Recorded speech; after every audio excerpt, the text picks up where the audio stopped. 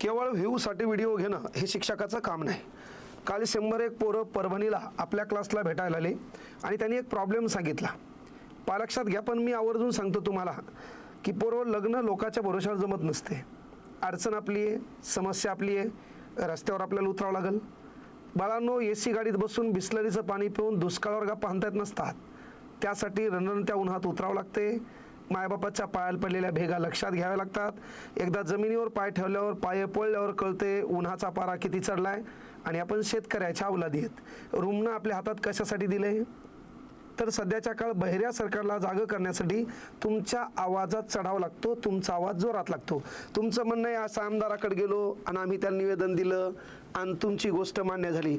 पहिली गोष्ट, धतुरा त्या आमदारालाच कळत नाही हे स्टेनोग्राफर भानगड काय, त्या आमदारालाच कळत नाही हे लघुलेखक मॅटर काय. आणि कोणत्या आमदाराचं पोरगं स्टेनोग्राफर करते, कोणत्या आमदाराचं पोरगं MSCIT करल, कोणत्या आमदाराच्या पोराला मला सांग टायपिंगची गरज पडल. आपलं होतंय काय माहिती आहे का, दुखायला म्हशीचं इंजेक्शन वगारीला आणि मग फक्त पेपरवर येणाऱ्या फोटोसाठी मी निवेदन दिले. निवेदन देऊन धतुरा होतंय का रे? काय केलं फरक पडणार निवेदन दिल्यानं? प्रॉब्लेम तो आहे. त्यासाठी मी आवर्जून सांगतो, तुम्ही या ठिकाणी आलात, मायबाप सरकारला कळकळीची विनंती आहे. मी तुम्हाला आवर्जून सांगायलोय की तुम्ही हे जे काही लघुलेखक स्टेनोग्राफर हे पद, तुम्ही याला शब्द छान वापरला आहे, मृत केलंय. मृत या शब्दाचा अर्थ तुम्ही कायमस्वरूपी बंद करायला. लक्षात घ्या, ह्या महाराष्ट्रात 1 लाख पोरग सध्या स्टेनोग्राफर केलेले आहे. ह्या महाराष्ट्रामध्ये लघुलेखक ज्याला स्टेनोग्राफर म्हणतात, हे पूर्ण करायसाठी मिनिमम 3 ते 4 वर्षाचा कालखंड लागतो. एवढ्या शब्दाचा अर्थ आहे, एवढ्या शब्दाचा अर्थ आहे, एवढ्या शब्दाचा अर्थ आहे, याला स्टेनोग्राफर म्हणतात. ते तुमच्या पिढीजात मायबापानं वाटलेल्या पैशावर आमदार होणे एवढं सोपं नाही आहे.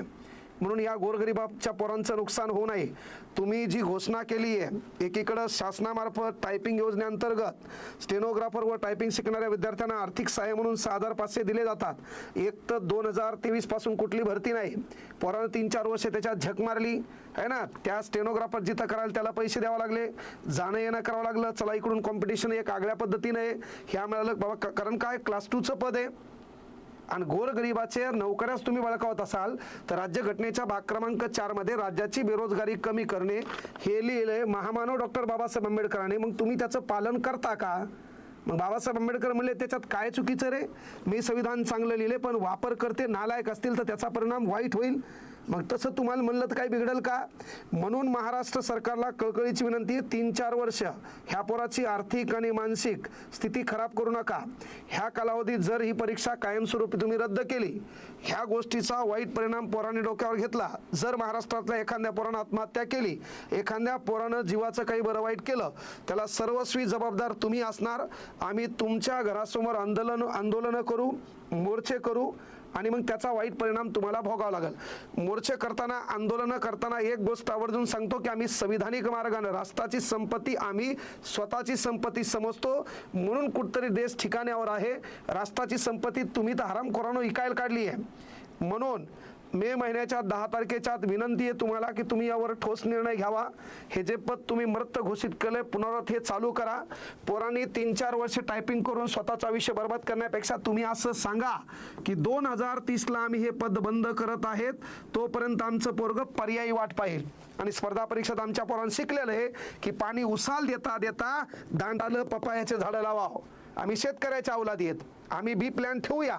पण आता जे आमच्याकडे सर्टिफिकेट आहे, आता जे पोरगा आमचं स्टेनोग्राफरचा क्लास करायला बिनाकामी ते डिप्रेसमध्ये गेलं का नाही, बिनाकामी ते ताणात गेलं का नाही.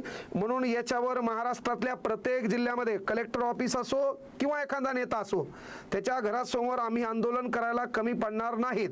म्हणून विनंती आहे महाराष्ट्र सरकारला की ह्या गोष्टीबद्दल तुम्ही जो निर्णय घेतला तो निर्णय मागं घ्यावा. याला कालखंड ठरवा. 2030ला आम्ही हे पद बंद करणार आहेत किंवा 2028ला आम्ही पद बंद करणार आहेत. या अगोदर झालेल्या पोरांची आम्ही एक परीक्षा घेऊ, त्यामार्फत नोकर भरती काढू आणि महाराष्ट्रातल्या लेकरांच्या हाताला काम देऊ. मायबाप सरकारला विनंती आहे, ह्या गोरगरीब लेकरांच्या मायबापाकडे पहा. मायबापानं लय मोठ्या आशा व्यक्त केलेल्या असतात की माझं पोरग नोकरी लागावं, त्याच्या अंगावर गुलाल पडावा.